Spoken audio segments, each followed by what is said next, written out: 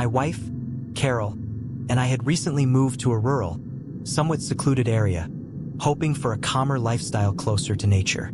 After weeks of unpacking boxes, we decided to host a small gathering in our backyard with a few close friends to celebrate this new chapter. It wasn't anything extravagant or loud, just a few plastic chairs, a small table with simple snacks, and dim lights strung on a gnarled tree. The night was quiet, with the wind rustling through the leaves and carrying the scent of damp earth. It was around 9 p.m. when the cozy atmosphere was interrupted. From the dark edge of the yard, where the old, splintered wooden fence stood, emerged the figure of an older man, a neighbor I only recognized from a distance. His face was stern, his eyes seemed unervingly narrow, and his voice came out rough and accusatory. "Is this the time to be yelling?" he said in a low but heavy tone. We weren't yelling. We were just chatting calmly and sharing stories from the past. He complained that our conversation was bothersome and that this wasn't the place for a party. My first reaction was to try to explain that we weren't disturbing anyone. But the man retorted with a crooked smile, saying something like, "Be careful. Things can happen when no one's watching." That sentence sent a chill down my spine. Everyone fell silent, and the air seemed to hang still. He then retreated back into the darkness. We sat there, unsure of what to do, trying to shake off the discomfort.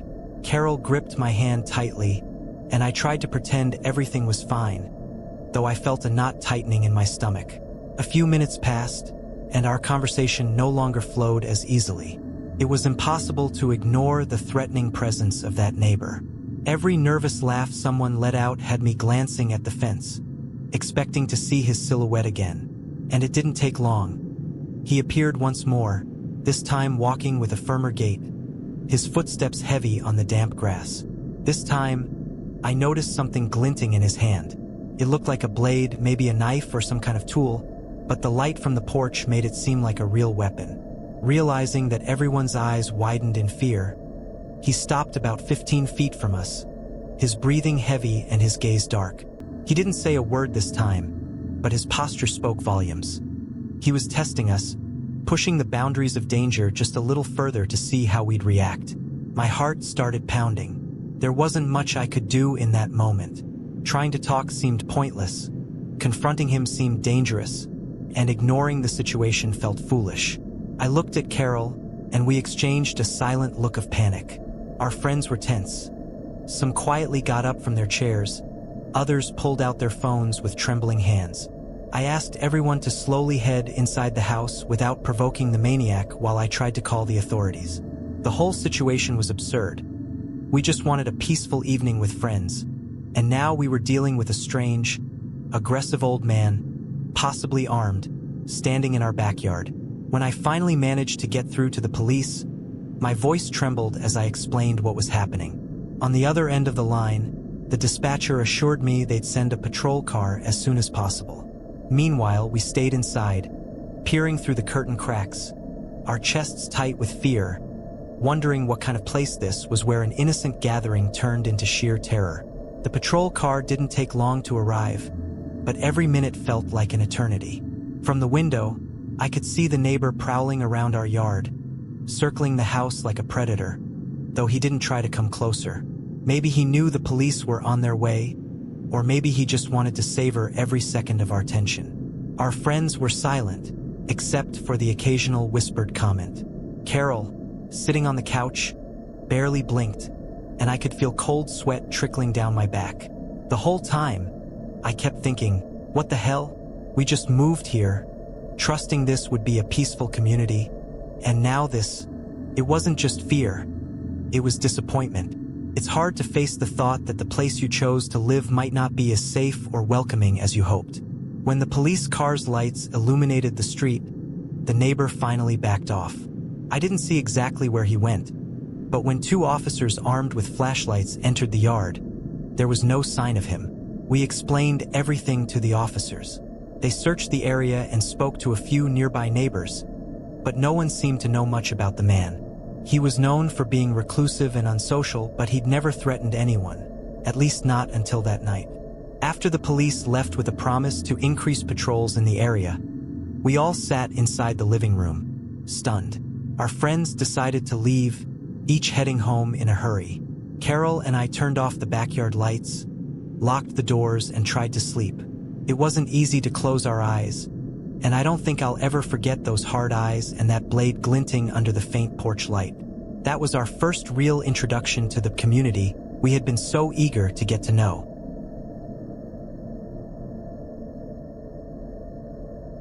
My friend Mark and I are college students, and that weekend was supposed to be a brief escape from the stressful routine of campus life. We rented a small cabin in an isolated area, surrounded by hills and dirt roads, with the idea of enjoying nature, hiking, and disconnecting from the world. On the first night, we decided to drive to a nearby town for dinner, grab a soda at a local bar, and soak in the rural vibe. We ended up staying a bit longer than planned, and before we realized it, it was quite late. Using GPS, we started heading back to our cabin. The problem was that, for some reason, the app directed us to a secondary road, a route we hadn't taken before, and in our hurry to get back, we decided to trust the technology. The road was extremely dark, lit only by our car's dim headlights and a few distant lights on hills that we couldn't tell if they were houses or far-off streetlights. The sense of isolation was overwhelming. I tried to stay calm. After all, it was just a different route, right? But with every sharp turn and pothole, my chest tightened. Mark, sitting beside me, was trying to find landmarks on the map on his phone, but the signal was terrible. Outside, the wind rustled the leaves in a low, unsettling murmur.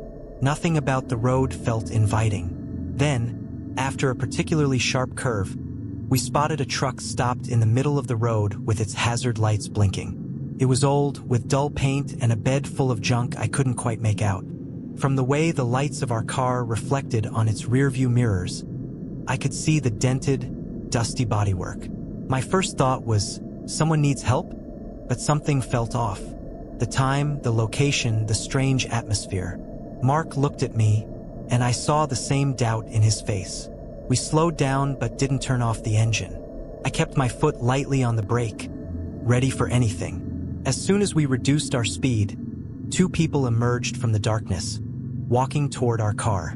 They were odd figures, dressed in loose clothing with caps tilted low over their faces. One of them raised an arm, gesturing. Not exactly a wave, but something awkward and confusing. The other moved closer, swaying slightly as if trying to flank us. Mark whispered, "Let's get out of here. This doesn't feel right." I agreed, my throat dry and stomach churning. When I tried to maneuver around the truck, one of the men stepped closer, nearly brushing against the side of our car. Time seemed to slow, and all I could think about was getting away from there as fast as possible. The road was narrow, and the truck blocked part of the lane, but it was still possible to squeeze through. I pressed the accelerator. The car jolted forward. I heard a muffled shout outside, perhaps of surprise. I didn't dare look in the mirror. I just wanted to vanish from that scene. We managed to pass the truck and kept driving. But within moments, I saw in the rearview mirror that the truck started moving. Its taillights, previously stationary, were now following us. The chase had begun. My heart pounded. Mark was trembling, fiddling with his phone for the map, but it was no use without signal. The truck was faster than I expected, its headlights glaring into our rearview mirror. It felt like they were trying to ram us, to intimidate us. The curves of the road seemed to appear out of nowhere, and I wrestled with the steering wheel to stay on track. The danger felt real and immediate, as if at any moment they could force us off the road, and no one would ever know what happened to us.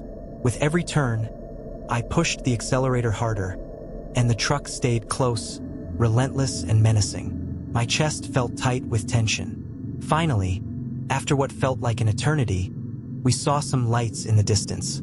It looked like a gas station or perhaps the entrance to a busier highway. I floored the pedal, even as loose gravel from the rough asphalt clattered against the tires.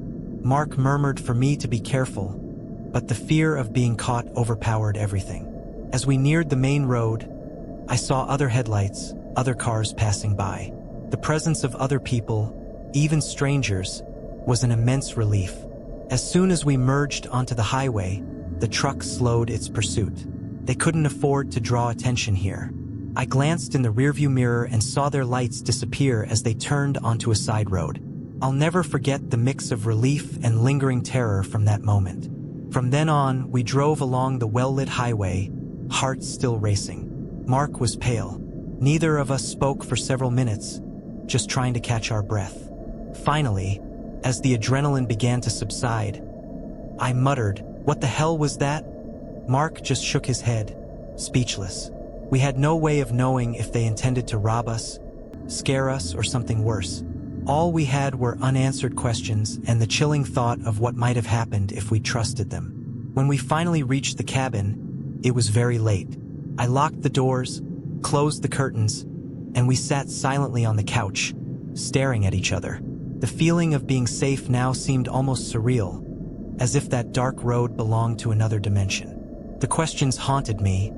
What if we had stopped to help? Or worse, what if there hadn't been a busy road nearby? The what-ifs swirled in my mind, each one more horrifying than the last.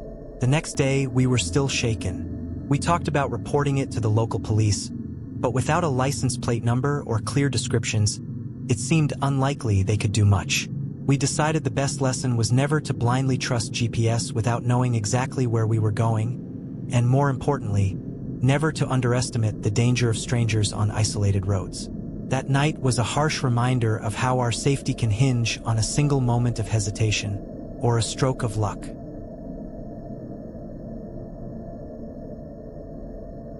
I still remember that night like it was yesterday. I was one of the many students who went to celebrate our high school football team's victory at our secret hangout, a clearing near the forest on the edge of town.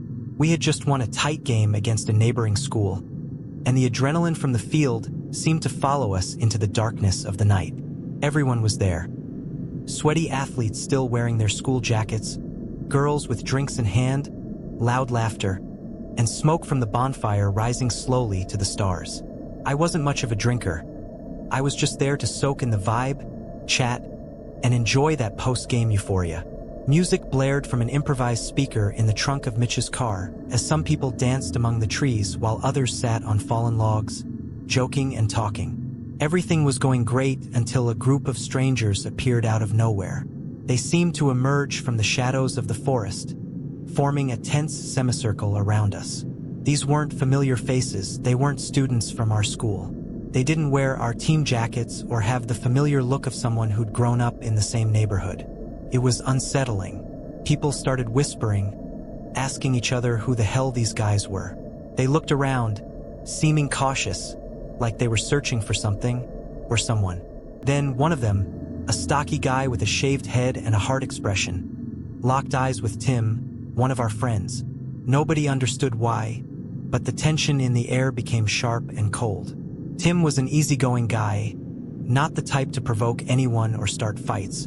Still, the stranger stepped forward, shoved Tim, and started growling something unintelligible, as if he had a deeply personal grudge. My stomach turned, and I knew something awful was about to happen. At that moment, the bonfire's light seemed to flicker, and everyone froze for a few seconds, unsure of what to do. Tim, clearly scared, stepped back with his hands up, trying to show he didn't want any trouble. But the stranger wasn't interested in talking. He lunged forward again, this time with more force, landing a punch that caught Tim on the side of the face. I saw Tim's body twist with the impact and hit the dirt, the fire casting distorted shadows across his face. That was the spark that set off chaos. People screaming, some trying to break up the fight, others running away. The music kept playing, muffled by the sound of feet crunching leaves and branches. The smoky smell of the fire mixed with the cold sweat of fear that gripped everyone. I remember seeing Lucy crying and calling Tim's name as one of our friends tried to help him off the ground.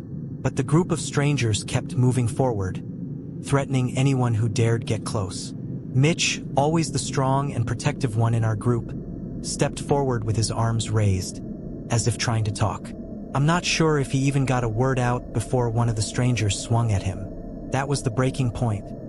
Panic swept through the clearing like a wild animal, driving people to flee as fast as they could.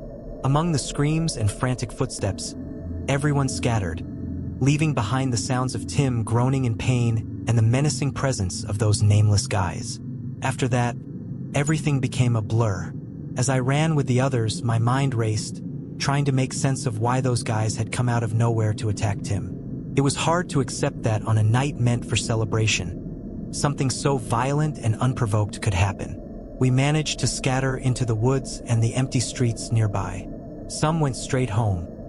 Others huddled in small, frightened groups, whispering about what they'd just witnessed. I heard later that a few brave friends returned to get Tim and rushed him to the hospital. As for me, I was still trembling, hiding behind a wire fence, peeking out at the empty road, my heart pounding and my brain refusing to process what had just happened. The next morning, the whole town was talking about it. Social media blew up with confused accounts, people asking who those guys were and speculating whether they were connected to the rival team or if it was something personal with Tim. The truth was, nobody seemed to know anything. Even the school administration was shocked, and the police were brought in to investigate. But they didn't have much to go on, aside from vague descriptions of tall men, some wearing caps and others in dark jackets. Tim spent a few days in the hospital with a nasty cut on his face and a broken tooth, but he couldn't remember any reason why he'd been targeted. What lingered was a sense of insecurity and anger, as though that act of violence had stolen a piece of innocence from our small community. In the following days, the story spread from person to person, morphing into different versions as it went. Some said the attackers were brothers of a player from the rival team, furious about their loss and seeking cowardly revenge. Others swore the men had no connection to the game and were just outsiders passing through, looking to cause trouble for fun. Regardless of the theory, the mood was tense. Everyone started looking over their shoulders, fearing another unprovoked attack. The bonfire spot, once a place of celebration and youthful freedom, now felt tainted by bad memories, a nightmare setting we couldn't shake. Weeks went by and the school tried to move on. The football team kept practicing, classes continued, but it was clear something had shifted. We'd always thought of our town as a safe bubble, immune to senseless violence. But after that night, it was as if the walls of that bubble had cracked. Tim came back to school with a bandage on his face, quieter than ever. People kept asking him if he remembered anything. A voice, an accent, a symbol on their clothes, but he just shook his head and looked down. The unresolved mystery haunted us. Even I found myself eyeing unfamiliar faces in the hallway with suspicion, something I'd never done before. The police conducted extra patrols, spoke with bar owners and gas station attendants nearby, and checked security cameras, but they couldn't identify the group. It was as if those men had appeared and vanished into the night without a trace. That only made the discomfort grow. Local social media filled with rumors, people speculating about itinerant gangs, old family feuds, or even bizarre theories like cults or trafficking. Without concrete evidence, everyone invented their own story. I tried not to dwell on those ideas, but it was hard not to wonder about the countless possibilities behind the attack. It was unsettling not to have closure, no comforting explanation to help us move on. One thing was certain: the community's sense of unity took a hit. Where once everyone trusted each other, now any unfamiliar figure on the street made people close their windows and lock their doors. The sense of belonging to a safe place, where everyone had each other's backs, had been tarnished. Conversations about public safety, better lighting around the school, and installing surveillance cameras started cropping up in parent-teacher meetings. It was an involuntary step toward constant vigilance, something that felt out of place in our once peaceful town. The bonfire, which should have been a celebration, became a symbol of trauma. Even those who hadn't been there felt its ripple effects. It could have happened to anyone.